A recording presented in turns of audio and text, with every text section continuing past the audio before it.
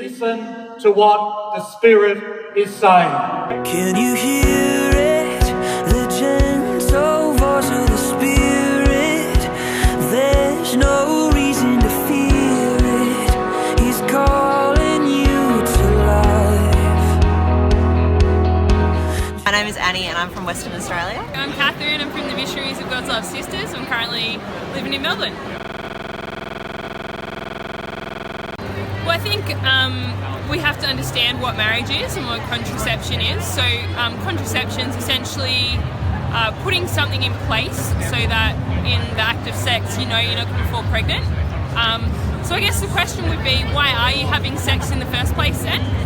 We know that in the Catholic faith we kind of see two purposes of sex, that there's one to be a union between the husband and the wife, the man and the woman, and then we have the procreative. So if you're not open to both of those, then you kind of, sex becomes a lie, that you're not telling the truth because you're not meeting both kind of the points of what sex is about. So by the time I think you're married to someone, your purpose is to have a family. I also think that it's very fraught to put young people on the pill and things like that, especially at such a young age. The most important thing a young woman can do is learn how her body works by tracking her cycle and understand. So many women get to their point where they want to have a baby and they can't have a baby because they've never actually got to understand how their body works. One is intentionally putting something to stop it happening, that you're saying, I'm closed to life happening right now. Whereas in a natural family planning, you're using the natural rhythms that God's given the female body to put in place responsibility in your marriage, in your relationship.